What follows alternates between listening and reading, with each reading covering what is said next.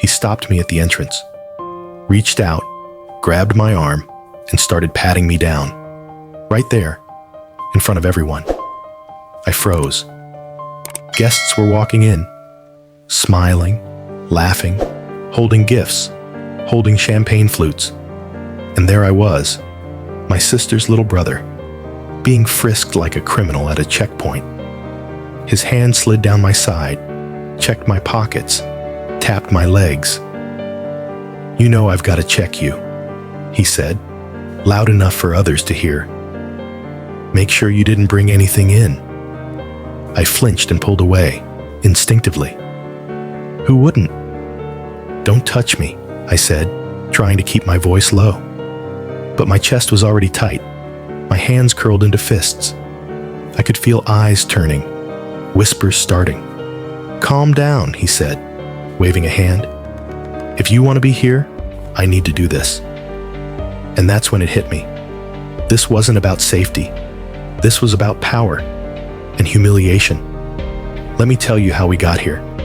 I'm 24 years old, and I'm a recovering addict. 6 months clean.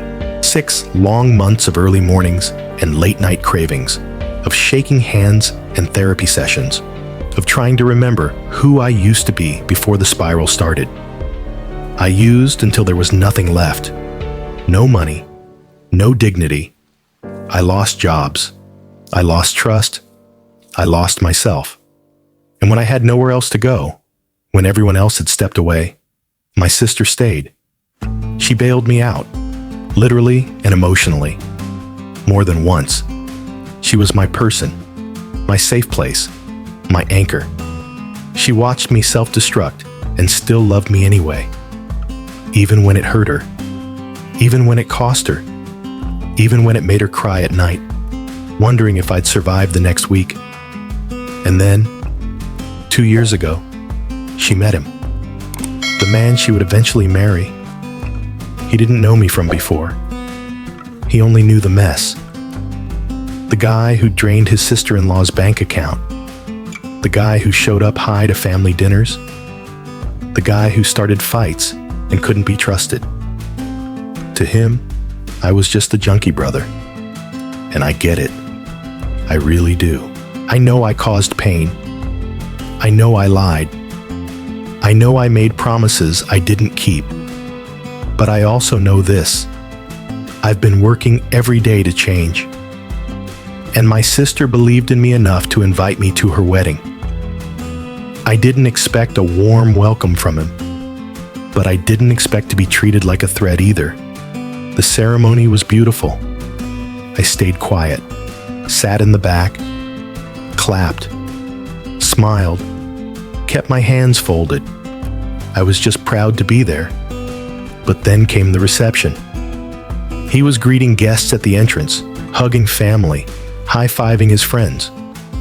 When I walked in, he stopped me, pulled me aside, and without warning, started patting me down, like I was smuggling contraband into his big day, like I hadn't earned the right to show up clean. I stepped back. "Don't touch me." "You're making a scene," he said. "No," I said. "You are." I tried to walk past him, but he stepped in front of me. "I don't want to throw you out," he said, "but I will if I have to." That's when the anger spilled over.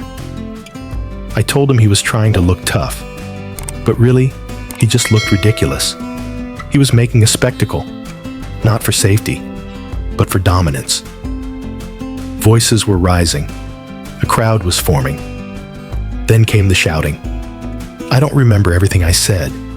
My voice was loud. My hands were shaking.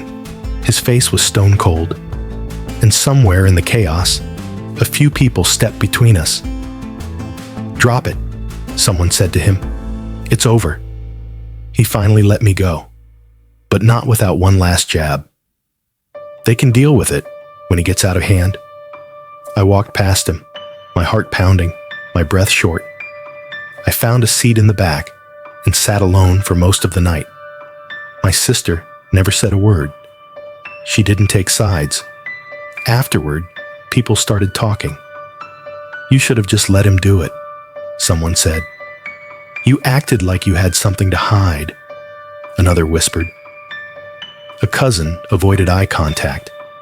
An uncle gave me that look. The one that says, "You don't belong here." I wanted to scream. I wanted to run. I wanted to disappear. Because no matter how many months I'd been sober, no matter how many steps forward I'd taken, in that moment, all anyone saw was who I used to be. And the part that hurt the most, I felt like my sister let it happen.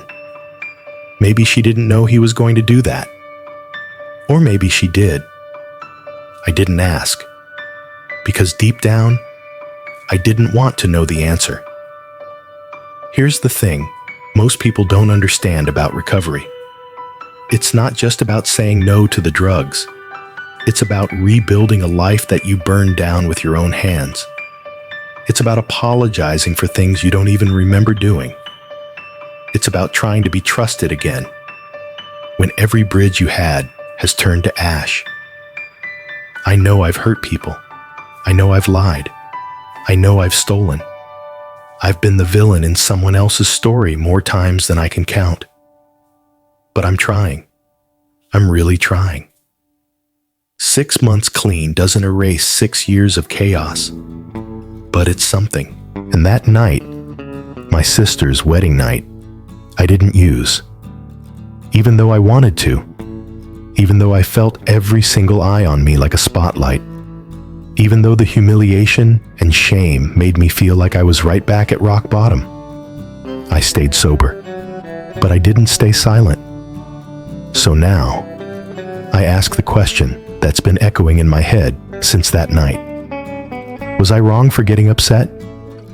Was I wrong for pulling away when he touched me? Was I wrong for yelling back instead of staying calm?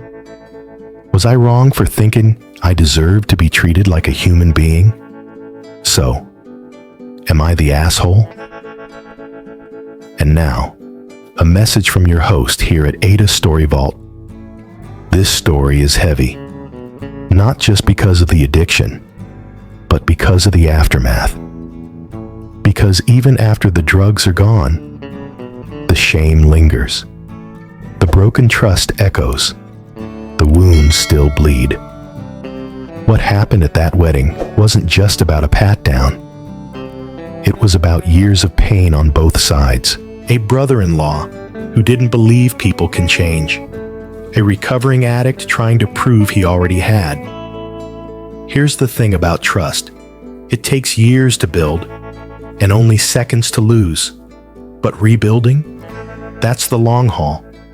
The quiet work. The daily proof. This story sits in a gray space. Yes, the groom wanted to protect his bride's special day. Yes, the brother had a past that made people wary. Yes, the confrontation could have been handled better by both of them. But at the heart of it all is a human truth. When someone is trying to do better, they don't need to be humiliated. They need to be seen. So now, we turn to you. What would you have done in that moment? Would you have let someone pat you down in front of friends and family just to keep the peace? Or would you have stood your ground even if it made things worse?